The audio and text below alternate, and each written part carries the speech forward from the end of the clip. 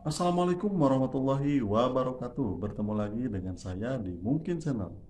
Bagaimana kabar sahabat semua? Mudah-mudahan dalam keadaan sehat dan juga dimudahkan rezeki dan tetap semangat.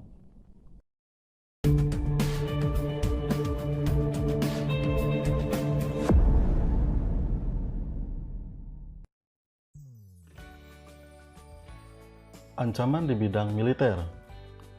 Perkembangan persenjataan militer di setiap negara terus ditingkatkan. Bahkan ada negara yang memiliki senjata pemusnah massal yang berbahan kimia dan nuklir. Aktivitas ini merupakan ancaman militer yang menggunakan kekuatan bersenjata yang terorganisir. Ancaman ini dinilai mempunyai kemampuan membahayakan kedaulatan negara, keutuhan wilayah, dan keselamatan segenap bangsa.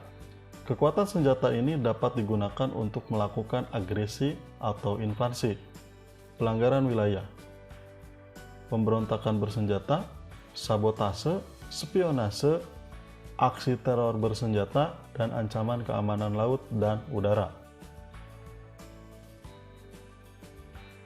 Suatu negara yang melakukan agresi dikategorikan sebagai ancaman kedaulatan negara, keutuhan wilayah, dan keselamatan suatu bangsa.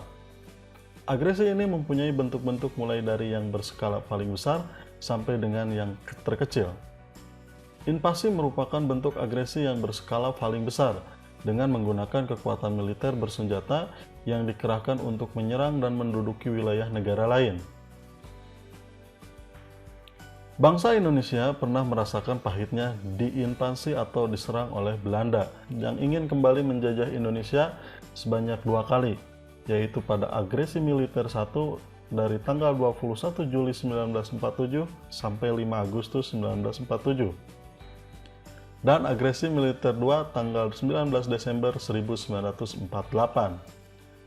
Selain itu, bentuk ancaman militer yang sering terjadi cukup tinggi adalah tindakan pelanggaran wilayah, baik wilayah laut, ruang udara, dan daratan. Buktinya wilayah negara kita pernah ada yang dicaplok dan diakui oleh negara lain. Hal ini menjadi konsekuensi bagi Indonesia yang memiliki wilayah yang sangat luas dan terbuka sehingga berpotensi terjadinya pelanggaran wilayah. Pemberontakan bersenjata juga menjadi ancaman militer yang harus serius ditangani oleh bangsa Indonesia. Pada dasarnya, pemberontakan bersenjata yang terjadi di Indonesia merupakan ancaman yang timbul dan dilakukan oleh pihak-pihak tertentu di dalam negeri. Namun, tidak menutup kemungkinan pemberontakan bersenjata tersebut disokong oleh kekuatan asing, baik secara terbuka maupun secara tertutup. Pemberontakan bersenjata melawan pemerintah Indonesia yang sah merupakan bentuk ancaman militer yang dapat merongrong kewibawaan negara dan jalannya roda pemerintahan. Dalam perjalanan sejarah, bangsa Indonesia pernah mengalami sejumlah aksi pemberontakan bersenjata yang dilakukan oleh gerakan radikal seperti DITI, PRRI, Permesta, pemberontakan PKI Madiun, serta G30 SPKI. Sejumlah aksi pemberontakan bersenjata tersebut tidak hanya mengancam pemerintahan yang sah, tetapi juga mengancam tegaknya negara kesatuan Republik Indonesia yang berlandaskan Pancasila dan Undang-Undang Negara Republik Indonesia tahun 1945. Negara Indonesia mempunyai fungsi pertahanan negara yang ditunjukkan untuk memberikan perlindungan terhadap warga negara, objek-objek vital nasional, dan instansi strategis dari kemungkinan aksi sabotase. Hal ini merupakan kewaspadaan yang tinggi didukung oleh teknologi yang mampu mendeteksi dan mencegah secara dini. Indonesia memiliki sejumlah objek vital nasional dan instansi strategis yang rawan terhadap aksi sabotase, sehingga harus dilindungi, seperti Istana Negara, Gedung MPR, DPR, tempat wisata, dan tempat pengelolaan sumber daya alam. Spionase merupakan kegiatan yang biasanya dilakukan oleh agen-agen rahasia dalam mencari dan mendapatkan rahasia pertahanan negara dari negara lain.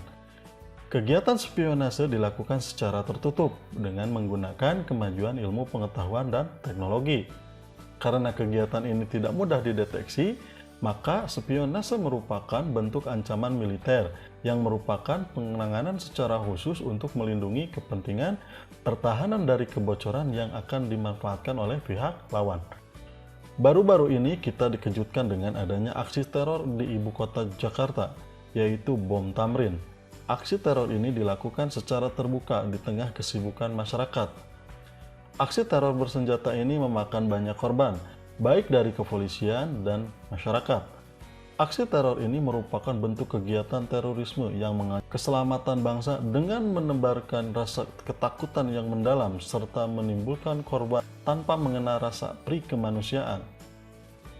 Sasaran aksi teror bersenjata dapat menimpa siapa saja, sehingga sulit diprediksi dan ditangani dengan cara-cara biasa.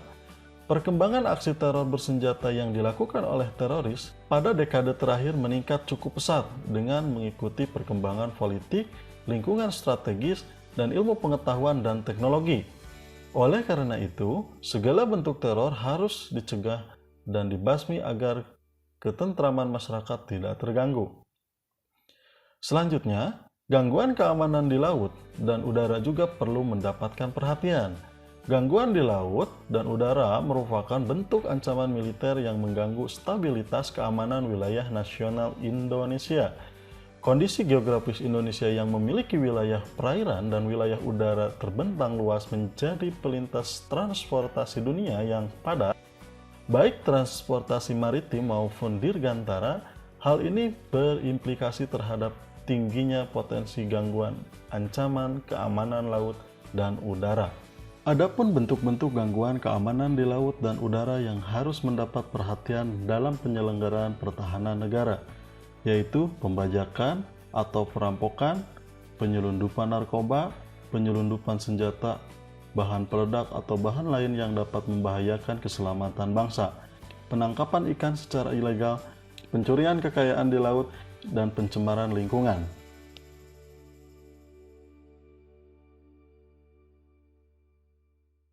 Terima kasih telah menonton. Jangan lupa setelah menonton, like, komen, dan juga jangan lupa subscribe ya, dan nyalakan loncengnya.